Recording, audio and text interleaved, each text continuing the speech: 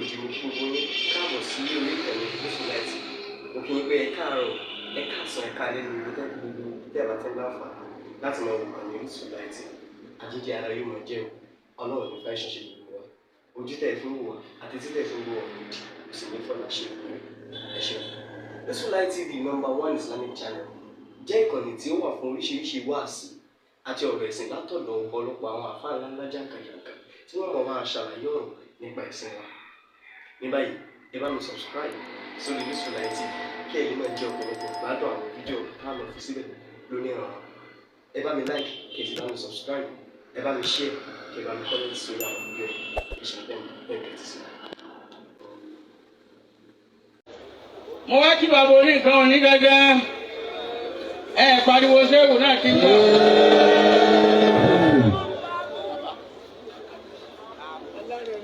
Bàbá wa Al-Fawdi Al-Karim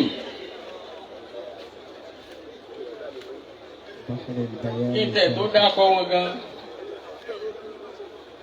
òṣùpá yọ lókèrè Ajango. Ẹ gbọ́ òṣùpá yọ lókè Ajawango kí láriwo ajá tí ń bẹ́lẹ̀ lé oko òṣùpá sọmọ sí. Sheikh Sulaiman. Kọ́lá tí ayú alimọ̀lẹ́hùn. Wọ́n ti kọ́ láti. Ìní àwùlíkí ayíláyé títà bùnkẹ̀rí mọ́nù. Kò lè rùn fún ọwọ́ lónìí yẹn kì í ṣe ti mi. Mo lóṣùpá oníkọ́ láti. Ẹ̀rọ kò bóòrò òṣùpá ti jọ kọ́ láti.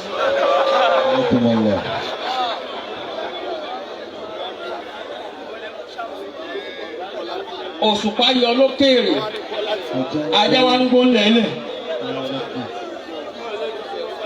Ẹ wo mọ̀sáfà ajá tí mẹ́lẹ́lẹ̀ sóṣùpá. Ṣé yóò fòrò ọgbó òṣùpá ni?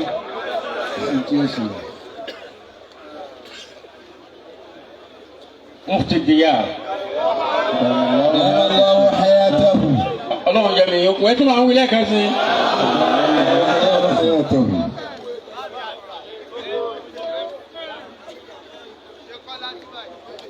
Como diz Maoludy?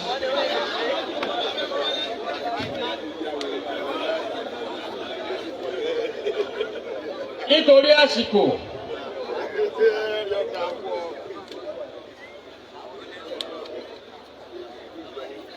ìlọ́dá kọ́lọ́n kí fún Ànábì Muhammad sallallahu alaihi wasallam. Òun ni mo fẹ́ jẹ́ ayín sí o. Mo fẹ́ jẹ́ ayín sí ní o. Wọ́n sì fẹ́ gbé wa débẹ̀. Wọ́n fẹ́ gbé wa débẹ̀. Àwọn táwọn náà fi fẹ̀mí sára wọn, àwọn Yehudi nígbà wọ́n disappoint ẹ̀. Káàná fi kárí wọn nú. Ọlọ́run ní kí ní ìṣẹ̀lẹ̀ yìí. Àbí kò mẹ́ni tí ń bá sí. Ọlọ́run bá jáde wọn. Ó ní yá ayú ar-rasul balligh. Yá ayú ar-rasul balligh ma unzila ilayka min rabbika. وإن لم تفعل فما بلغت رسالته والله يعصمك من الناس إن الله لا يهدي القوم الكافرين. ترجمة المعنى آية. حياكم الله. لو في بوي. توي. يا أيها الرسول. Gbogbo àyè kọ̀ọ̀kan kádàáwò kọ̀ọ̀kan ti bá Ànábì lọ́lọ́run ti fún lóko. Ya ayyuha ar-rasul. Ó sì fún lóko kí njọ́ tó bá pè ń rọ̀súlù ìkànnìyàn náà. Ìjọ́ mi àpè ní yá ayọ̀ ànàbí ilẹ̀ dẹ̀. Ó lè ní yá ayọ̀ mudaththir. Bí ránkì yẹn bá ti ń dé bí bá ti ń wá ń fún ní bẹ́ẹ̀ ni ń fún ní star yẹn. Gbogbo ọkọ̀ tó pé òun ló ní tó bá dé. Kò sàdédé dé o. Ọlọ́run ní balligh. Ma unzila ilayka min rabbika. Jíjẹ́ lọ jíṣẹ́ tí mo rán kí ló kàn. Balligh lọ jíṣẹ́ mi yanjú gbàgbé tí ń ṣe ọ́. Àti tí wọ́n tó ń ṣe. Ọ̀tọ̀ ni tí ń ṣe yẹn ń gbà ní ọ̀tọ̀ ni téèyàn ó mọ̀ ṣe lọ. Allah. Iṣẹ́ Ọlọ́run kọ méjèèjì. Jíjẹ́ lọ jíṣẹ́ pẹ̀lú ìjẹ́pẹ̀ balligh. Ma unzila ilayka min rabbika. lọ jíṣẹ́ tí mo rán wọ́n tún ní máa ń sílẹ̀ ilé kàmá wọ́n ti parí gbogbo yẹn síbi lọ jíṣẹ́ tí mo rán. وإن لم تفعل tó o bá wá ní kinní kan ló ṣe ọ́ tó jẹ́sẹ́ tí mo rán wà nábì. فما بلغت رسالته. ó jẹ́ tara rẹ̀ nù ó jẹ́ tèmi o. فما بلغت رسالته. ẹrù yìí pọ̀ bàbá wa Sheikh Sulaiman.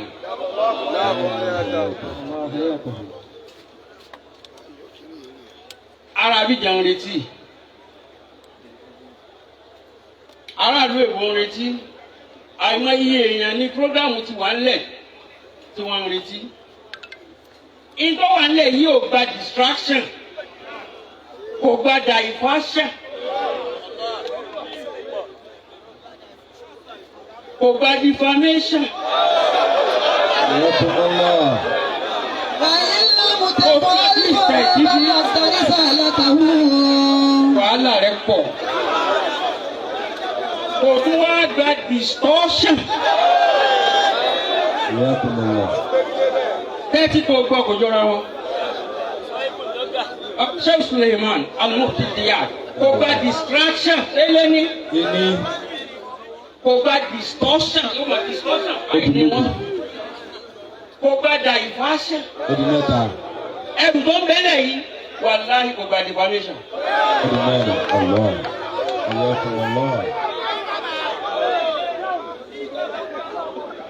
nítorí bẹ́ẹ̀ bá ti ṣe sí lójú wò bí ìkan nínú mẹ́rẹ̀ẹ̀rin òun ni máa bí destruction.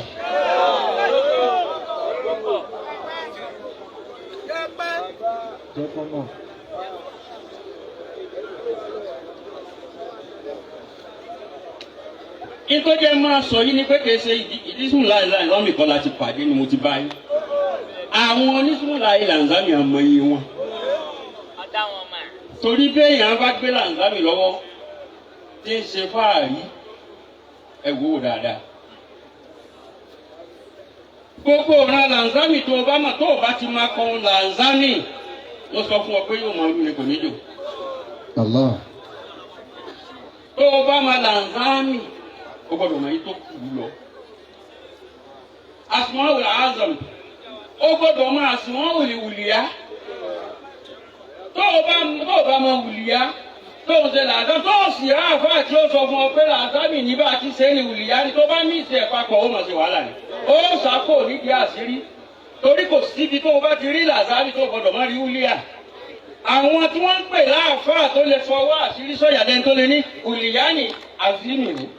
ìyẹn lọ́lọ́run fi parí kùrìsíù pẹ̀lú wàhú àlàálíyú. ibi tó o bá ti rí àlíyú o gbọ́dọ̀ rí àṣírí. tó bá ṣe pé kan ló wọ̀ ó dàbí ẹyẹ tí ń fapá kan bò ní. ó tilẹ̀kùn wọn rí ju lékeleke lọ. àwọn tó bí yín wọn ò wò kankan nu gbogbo tá a wí ló jẹ́ kẹ́yìn orí báyìí. ordinary èèyàn kọ́ ní ibẹ̀ ti rí yé o. jàmọ́ ẹ tẹ̀lé mi abẹ́ sùn. ordinary èèyàn ò lè fi yín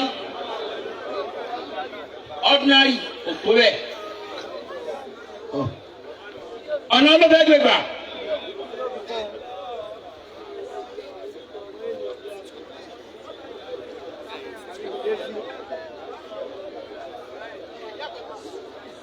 àwọn tó bí rìjálù bá mi wí. rìjálù látòlì ihim tijaratun wala bay'un an dhikrillahi wa iqamis salati wa ita'iz zakati yakhafuna yawman tataqallabu fihi al-qulub wal absar. ọpẹ́ tí yín dọ̀la. Rijalun. ọpẹ́ tí yín dọ̀la. nígbà tí gbogbo tó jáde lára yín bá dàbí ẹ̀yin náà bí wọ́n jù yín lọ. àwọn tó lọ pé eléyìí àwọn ń dá lọ́wọ́ nígbà ìsáyì. torí pé wọ́n wò pé àṣẹ tí mo ṣe yá sí yóò padà dà báyìí.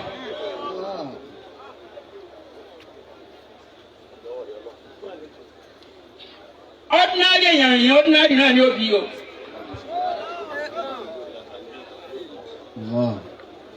mo sọ pé àwọn tó bí kì í ṣàwọn tí fún ọ̀la ṣe kalẹ̀ fọmọ àwọn tí wọ́n máa ń yanjú ọmọ kalẹ̀ fọ́lá ni wọ́n. Rijalu. ṣé sùúrù bẹ́ẹ̀ bá fún ọ̀la ṣe kalẹ̀ fọmọ ńjọ́ tí wàhálà bá dé ọ̀la gbé ọmọ náà nìyí. àmọ́ tó bá pìpì àwọn ọmọ rẹ kalẹ̀ fọ́lá gbogbo tàlẹ́yìn tó bá dé ọmọ bá wọn.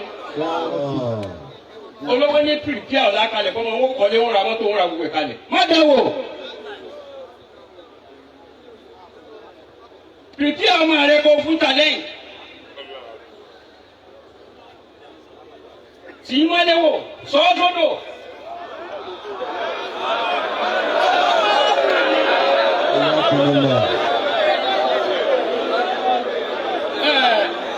kìí sọ́dọ̀ òkun wọn ní ọ̀sọ́sí.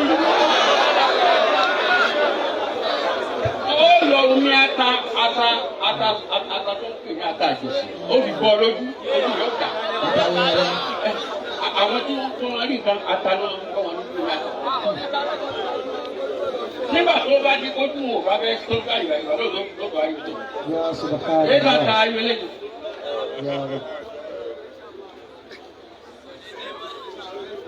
Rijalun la tulihim tijaratun wala bay'un an dhikrillah.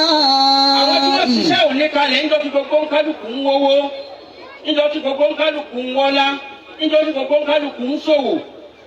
Rijalun la tulihim tijaratun wala bay'un an dhikrillah. mo bá wọn rìn yẹn jọ náà ọ̀dọ̀ àbá lágbára ètò wọn rà kalẹ̀ wá dé. látùlì ihim. bàbá tó bí yín gan òun pé kí ní àbá àdágbà ló wá sọ fún ọ bá lè gò mí bọ̀. Allah. ẹni táwọn retí ti dé Sheikh Faruq àlejò tó ń bọ̀ ẹ má palẹ̀ mọ́ àkókò mọ́mọ́. àmọ́ màmá kù ẹni tó kú mọ́ ẹni tó mọ́ kú.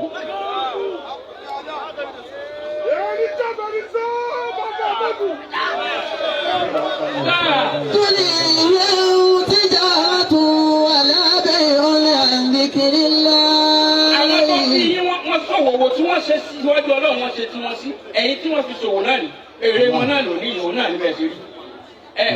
àwọn là ń dúpẹ́ fún òun àwọn là ń kí lónìí àwọn fò ní kí wọn pé bó ni ò bá ṣe kù tó náà ṣe ń wò wá kí ló bẹ̀rẹ̀. wàlá bẹ́ẹ̀ ní àníkìlá ìwà ikọ̀ mi sọ̀láàtì. nítorí àwọn ìbá kùrán ní ibi táwọn kùrán bá ti lo rìjálùn àwọn rìjálùn kéde nìyẹn ọ̀pọ̀lọpọ̀ ibi tó ti lò.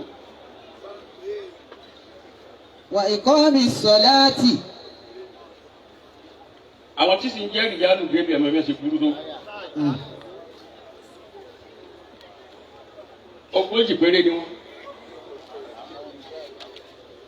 ní gbogbo ayé wọ́n sì mara wọn wọ́n máa dírẹ́sì ilé wọ́n sì ń wára wọn.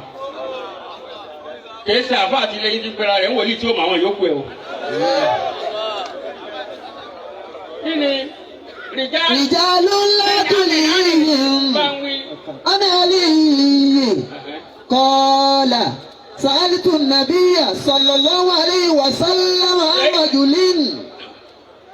Adi rijal. Sẹ́yìn náà yìí lọ bá ànábì pé àwọn ọmọ wọn ń pè ní rijal.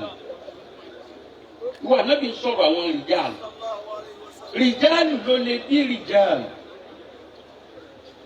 Àbí kó bí abudal. Àbí kó bí àníwá. Àmọ́tẹ́ Yorùbá kò sí ọlẹ̀ kò síbi kápẹ́ ẹni tí ó bá jẹ́ rijal lè dúró sí lára ẹni tí ìmọ̀lẹ̀ Yorùbá sí lára. Yóò fa okó náà yàrá.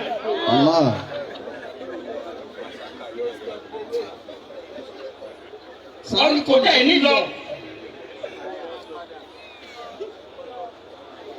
Sàálìtù nàbíyà àní rìjàl. Sẹ́yìn náà lè bèrè lọ́wọ́ ànábì pàwọ̀ wo ní jẹ́ rìjàl. Kọ́ọ̀là kàmùsùnà rìjàlán. Ànábì àwọn tó bìrì lọ́wọ́ mi 50 wọn ní gbogbo ayé wọ́n sì mọ̀ra wọn. Ẹ má jẹ́ àtàrà wa mọ́ kó kálukú ọmọ kíláàsì kó mọ ibi tó bá wọn o. Wọ́n bá sì pè ọ́ láàfà wọn náà wọn ní ọlọ́run wọlé àwọn àfa. má gbà pé mọ́ rẹ̀ kò lè débẹ̀. àwọn 50 èèyàn àbàbàjẹ́ wọ́n sì mọ ara wọn wọ́n sì mọ ilé ara wọn wọ́n sì dára wọn. فقلت يا رسول الله. má ti kú nítù. èèyàn wo ni wọ́n mọ̀ àwọn àwọlẹ́gbẹ́ rẹ tó mọ̀. tẹ́ẹ̀dọ́jọ́sẹ̀ rí pẹ̀lú ìrẹ́gùn níbo wọ́n wà. ẹlòmíì ò mọ rẹ̀ lógórí òmìnir kan. Àṣà wọn tẹ́jọ jáde mọ́ káàsì o. ìtọ́. فقلت يا رسول الله. كلهم لي. sẹ́yìn náà yìí wọ́n ń bí ànábì pé òsì ṣàlàyé wọn fún mi kó láti mọ̀ wọ́n. قال لم ينالوا ما نالوا بكثرة الصلاة ولا الصيام. ó ti dà á pọ̀ ó yọ kókó sí i ní. ànábì wọn sọ fún sẹ́yìn náà yìí pé ní. لم ينالوا. لم ينالوا ما نالوا بكثرة الصلاة. لم ينالوا ما نالوا بكثرة الصلاة. wọn ò bí èèyàn dáa kó kírun bíbí ìrìjàlù gbogbo òórùn rẹ tó rò kó ń kírun kó ká sáwàdà ni ọ̀ràn èèyàn ní tó bá kí ó jẹyà. àwọn àrùn téèyàn fi di ìrìjàlù ìyẹn wà lọ́tọ̀ ni.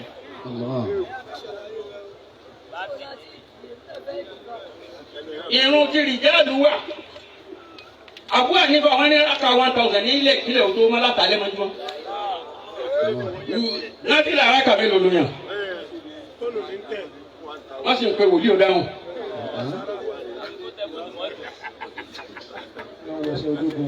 àwọn tó bí inú wọn yan lù. náfìlà àwọn ọjọ́ náà 1000 náfìlà kéèyàn wọ́n yàn látàlẹ́ àbúrò àníbà nùmánù ibùdó sábì látàlẹ́ mọ́júmọ́ yóò ná 1000 raka. ìwọ náà gbìyànjú ẹ̀ wò owó bí ṣe rí. ó dìde tì. ينالوا ما نالوا بكثرة الصلاة. bàbá wa Mufty adúrú bí àbọ̀ àníbà ti pé náfìlà 1000. wọ́n ní àbọ̀ àníbà ìsọ́dù sọ̀láàtà súbí bí òdúhí sọ̀láàtù ìṣà. ẹ̀gbọ́n wọ́n náà gbọ́ kẹ́kọ̀ọ́ ẹ̀ ó fakò. wọ́n ní èèyàn ìsọ́lì sọ̀láàtà súbí bí òdúhí sọ̀láàtù ìṣà. Ó fẹ́ bá yanjú lókun ní Abdullahi.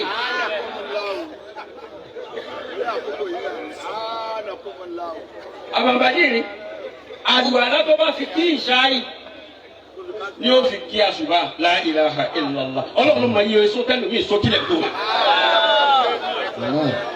Pààrẹ̀ pàpàpàpà.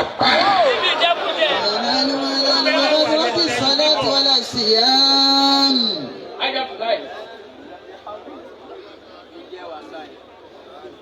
Àwọn tó bí Mufty là ń sọ̀rọ̀ bá ń dúpẹ́ fún ìtọ́lọ̀ sí.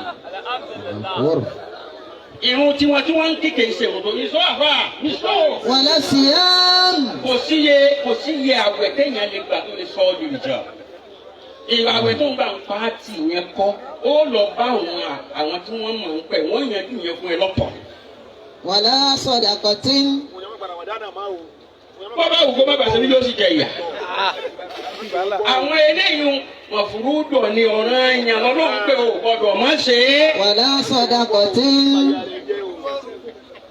Àmọ́ tó bá fẹ́ kò ní lẹ́bù pé gbogbo wájọ wà ní kíláàsì kan náà tí wọ́n tó fẹ́ di kíláàsì míì tó yàtọ̀. ولكن بسخاء الأنفس. Tó fẹ́ dín nǹkan tó yẹjú. Tí wò bá rí nǹkan tó bá rí nǹkan bí wọ́n fẹ́ dín nǹkan balẹ̀. Ó lè ṣe é ṣe kó má rí nǹkan bí ọ, kò sí láì fi, ìwọ ò ní pọ́blẹ́mù, o kàn sí ibẹ̀ yẹn ni. Wọ́n wá gbìyànjú kí wọ́n náà dín nǹkan balẹ̀. Ìyẹn gbọ́dọ̀ tó bá mẹ́ lọ́wọ́ mọ́. Wọ́n bí wọ́n kalẹ̀ mọ̀járàdì. Ó sì fẹ́ wáyé bẹ́ẹ̀ kó tó lọ mọ̀járàdì. Ìyẹn gẹ́gẹ́ ló fún. Wọn ò bí ọ̀rẹ́ ṣòfò. Kó o má yanjú nǹkan kalẹ̀ gan ni ló fò. Allahu Akbar. Bàbá wa Mufty náà. وصارت الرجال kí ló wá pé ó ní ìsà á بسخائل الأنفس àwọn tó fẹ̀mí wọn jí tọ́lọ́hùn wọ́n gbẹ̀mí wọn kalẹ̀ fọlọ́hùn lọ́sàn-án àti lóru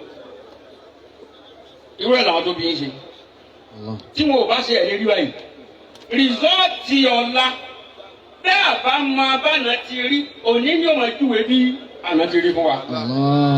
ìwọ náà fún àtọ́ ẹni tí wí. yá ayúwa nasu taqullaha. ولتنظر نفس ما قدمت لغد واتقوا الله إن الله خبير بما تعملون أيها الذين آمنوا اتقوا الله ولتنظر نفس ما قدمت لغد